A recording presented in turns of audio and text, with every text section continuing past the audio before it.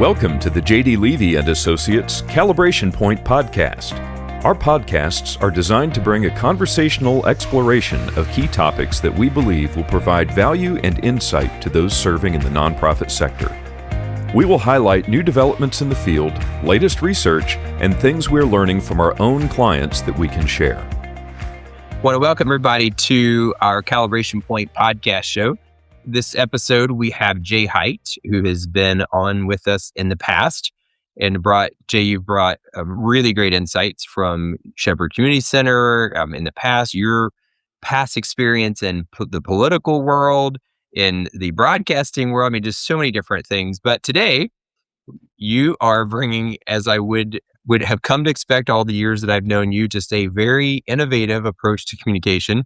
And we're going to talk about Indigo the Blue Jay and your creative approach to boardroom conversations, and I'll just say conversations with everybody who cares about Shepherd Community Center. Mm-hmm. So, Jay, I don't even know where to go from that. I think the best is for you to share with our audience who is Indigo the Blue Jay, how has Indigo helped you communicate with your board, which just sounds funny even saying it, and with all your other constituencies. So maybe just start us from the ground and let's build up from there.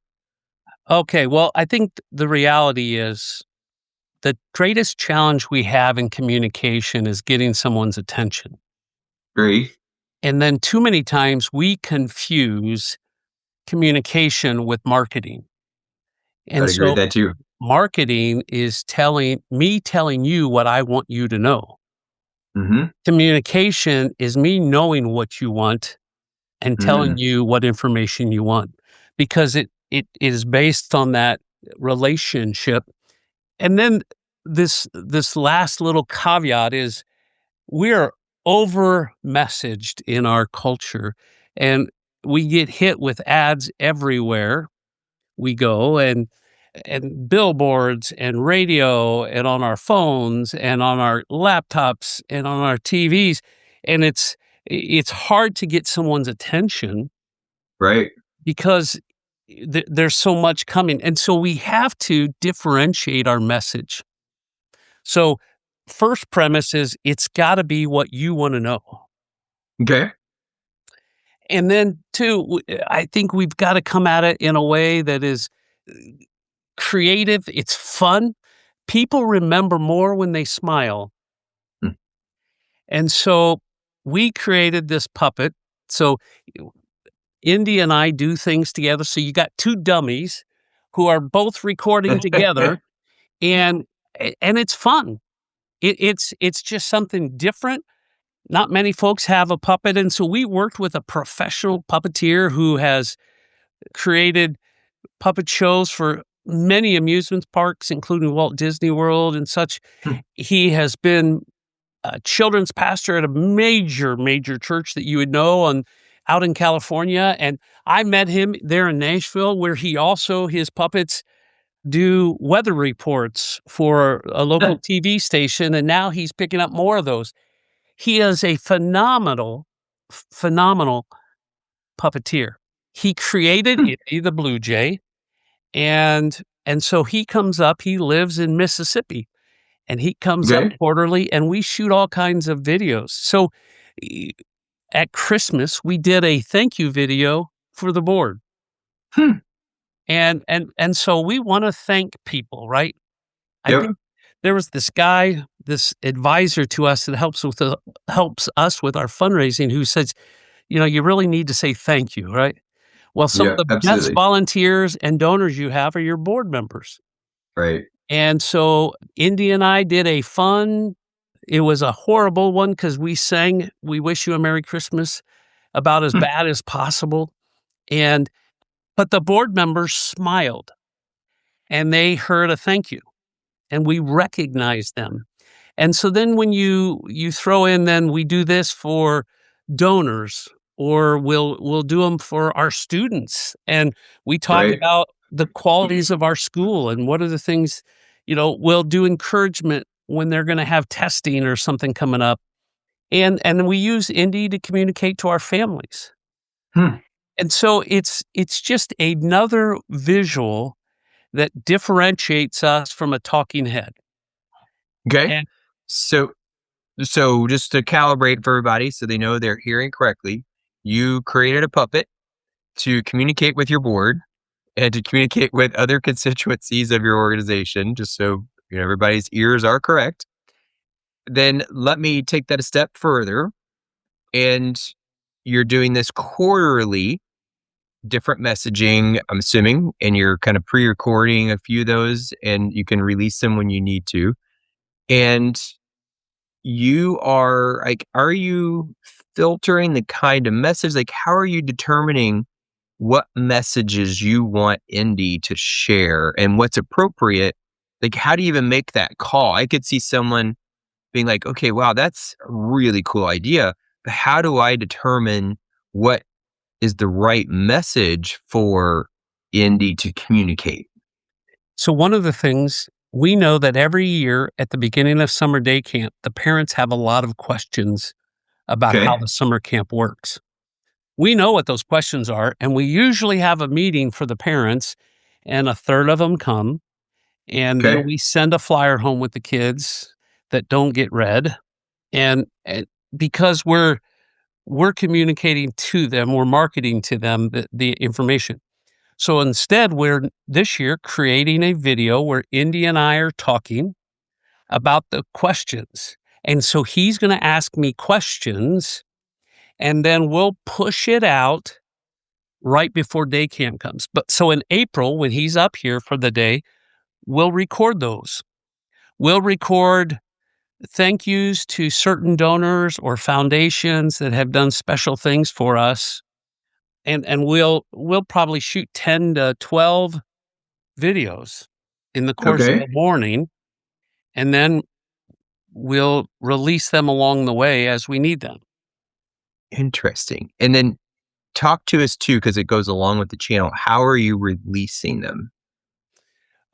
We have texting. We have both our Facebook page and different social media. We also have a closed Facebook page for parents of kids in our programs. Okay. And then we'll also sometimes email them. So we find different ways to connect to the right folks. Okay. Emails, a lot of times what we do. Here's an example that I do personally. I do a special message to all my grandkids. Every time we record these, Indy and I do one for my grandkids. He happens to know my grandson because they served my son, and he served at the same church in Nashville, Tennessee. That's how I got to know him. And he had a mouse, a rat, Myron the rat. And so we record them, and then he'll say something for each of the kids because he's got to know them through our relationship.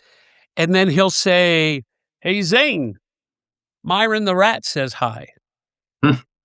Now, my grandson is old enough to know this is a puppet, but there's something about that because he grew up with Myron the rat Right. in his lessons. And so he thinks it's cool. So the personalization, have you ever heard the idea that you need to personalize your messages? I might have heard that a few times. We do that then with videos. So if I'm talking to donors, certain ones will get a special one from me and Indy. And Indy will say, Jamie, thank you for your support. This bird brain here. And we just go off on these tangents. And part of what makes it work is we don't scope it all out. It's really, Okay. So it's a lot of just ad lib. Yeah. And it's fun because we play off each other and we get laughing and you never sure where we're going to end up. Like I wasn't planning on singing "We Wish You a Merry Christmas" with a bird to my board, but he started it and I went along and did as horrible as possible. And so it's that kind of stuff that makes it fun. And I really, really believe that people want to smile. Right. And unfortunately, in the arena of fundraising and this relationship building, I fear that we have made it into manipulation, and it's that, TV spot that shows starving dogs that might get money, Right. but not connection. And Exactly. I believe the work we're doing is as important as any, Yep. but we can smile while we do it. Hey, Jay. Yes, sir, Indy. I was looking behind us, and it says SHEPHERD, and I know what that spells. What's it spell? It spells shepherd, and you know how I know what it spells? How do you know? Because someone taught me how to read. Reading is so important, and that's why we must work so hard here at Shepherd to learn to read. And guess what? We've got a test coming up. Yep, it's called I Read. And But where do birds go to school? well, we go to all kinds of school, but first of all, we start off with flying school. It's not fun. Yeah, I guess if you fail that, it hurts. Yeah, it's a lot of jumping, a lot of falling, a lot of trial, a lot of error, a lot of fluttering. But once you get that, then we can soar. Let's talk about inward facing. Do you use Indy on communicating with your staff and your team? You guys have a decent number. I mean, pretty good size internal team, staff team. Are you using Indy for inward facing communications? Yeah, we just rolled out where staff can recognize each other, and you get points each month that you can give to someone for doing a great job, and then they can use it to buy swag. Well, we did a kickoff video where we were talking about, hey, you get birdseed every month, and Indy helped kick it off. And so, same thing. Again, folks are much more interested to watch Indy than me, and I get it. Right. And so we use it as a way to get attention. And if I get your attention, I just got to be very succinct with the message. I got to know going into it, this is what I want Jamie to leave with. Yep. And that's so important. And obviously communications anywhere, but it's often overlooked. And that's what you just said. I don't want to gloss over that. And that is start with the end in mind when it comes to communication. Donor meeting, board meeting, staff meeting, to your point, to that element, what is the outcome? What's the end goal? And then how do I use Indy to help me achieve that end goal? Yeah, really, really good thinking there. Yeah, I look forward to it. We have fun. And, my undergraduate degree was in communication. So I've taken a lot of classes, studied a lot of things. Yep. We've lost some things we've just adapted into this marketing culture. Yeah. And that's not the answer. Communication is coming together. Yeah. We labeled this creative conversations, and creative is the key word, right? Creativity, engagement, focus, attention, meeting someone where they're at. Have you had any less than favorable receptions of Indy? No. Okay. I've not gotten any pushback.